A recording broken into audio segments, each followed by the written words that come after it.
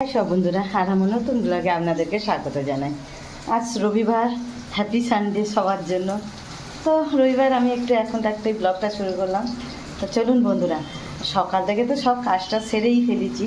সবটা দেখাতে মানে রান্নাঘরে সব চারিদিকে পড়ে আছে, সেইগুলো একটু দেখাই। রান্নাবান্না করি সারাদিনে টুকিটাকি যতটা পারবো দেখাবো।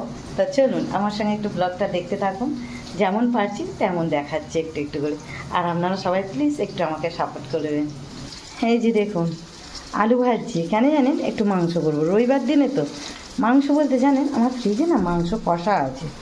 তো সেইটা ভাবছি একটু নুন হলুদ দিয়ে একটু মানে আলুটাকে আগে ভেজে নিচ্ছি। আগে শুধু কষা আছে, তো পাতলা করে ঝোল করব।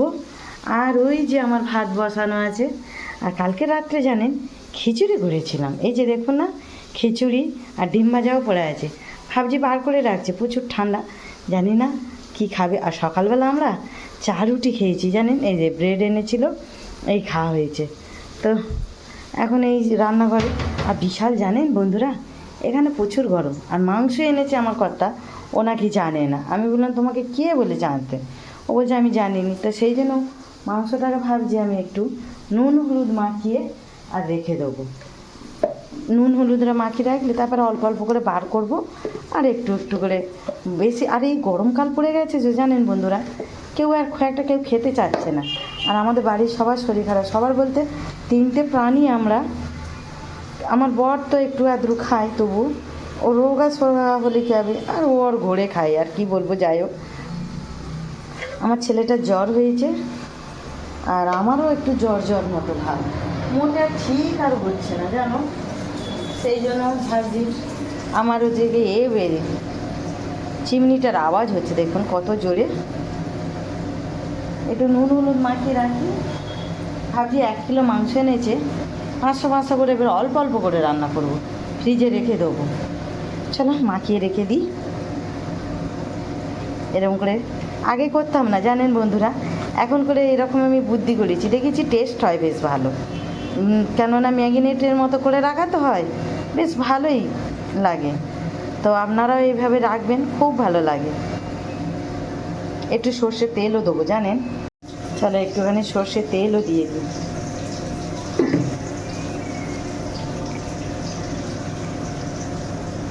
চলো ডিবেতে ভরা হয়ে গেল, এবারে রেখে দিই। ব্যাস, এবার যখন মনে হবে বার করব আর করব। আর একটা জিনিস দেখাচ্ছি, আমার কর্তাকে আমি কাঠের বলি, এই কাঠের বলছি বাঁশের চুবড়ি আনতে বলেছিলাম। তো ও এনেছে কি জানেন, প্লাস্টিকের চুবড়ি, 100 টাকা করে। এই যে ভরে রাখলাম। ফ্রিজটা জানেন একটা মানে বড় কিনতে হবে, এতে কুলাচ্ছে না, এটা আর হচ্ছে না। ভাবছি একটা বড় কিনবো, তবে যদি হয়। এই যে দেখুন বন্ধুরা, বলি আমার কর্তা নিয়ে এসেছে, বলি একটু আমরা না পেঁয়াজ কিনে রাখি জানেন, দুটো নিয়েছে, 100 করে 200। তো একটাই বাসন রাখবো, আর একটাই হচ্ছে তোমার। আর ওই যে পেঁয়াজ এনেছে, 100 টাকা করে কিলো যাচ্ছে জানেন পেঁয়াজ এখানে।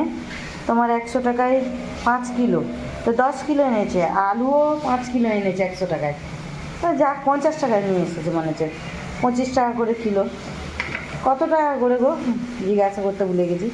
আমার মনে হচ্ছে 50 টাকায় 2 কিলো দিচ্ছে, তো 100 টাকায় দিয়েই নিয়ে এসেছে।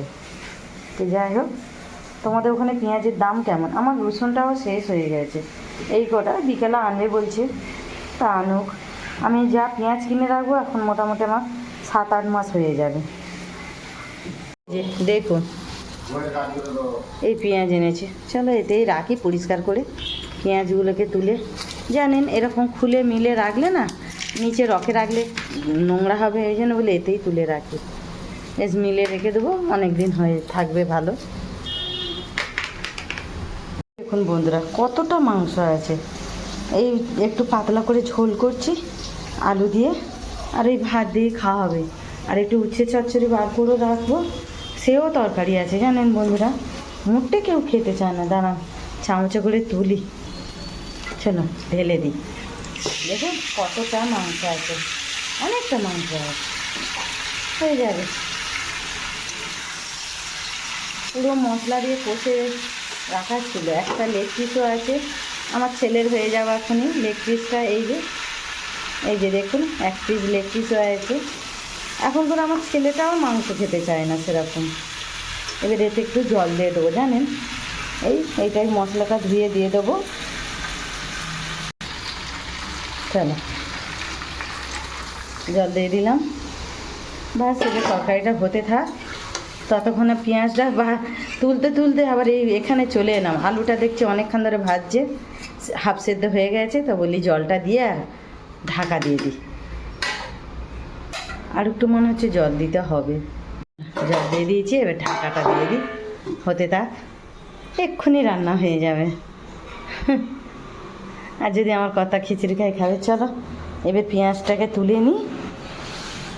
চলো আলুগুলো এইটাই রেখে দিই, ওই খালি আছে যেটুকুনি ওইটাই রসুন রাখবো। আর এই যে দেখুন পেঁয়াজ সাজিয়ে ফেলেছি, অনেকটা পেঁয়াজ হয়ে গেছে, 10 কিলো খানিকটা ছিল ঘরে জানেন বন্ধুরা, ওই জন্য।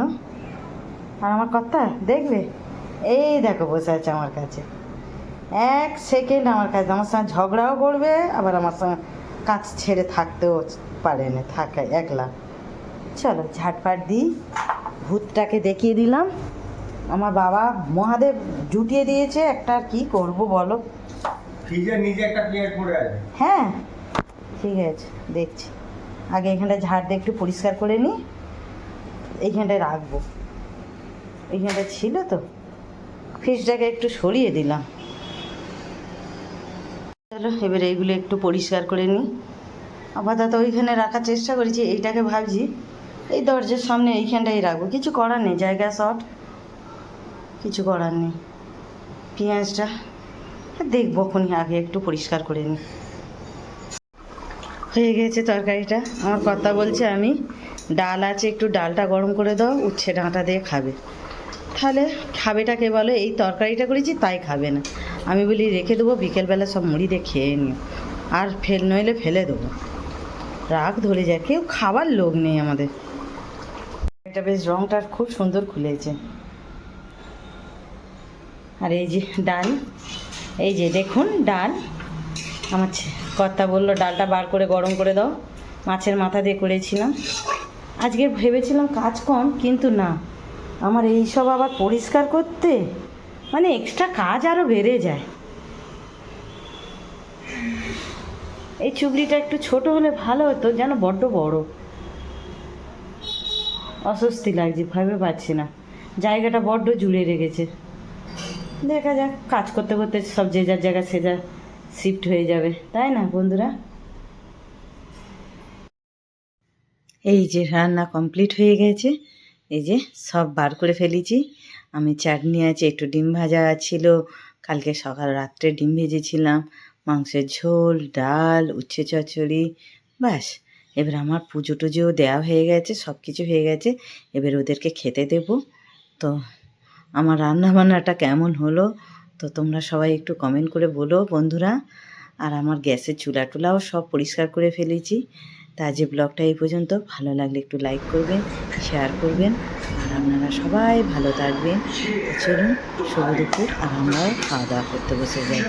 চলো, আমার ছেলেও আজকে এখন ঘরে আছে বলে না, বেশ মজাও লাগছে। Tata, by.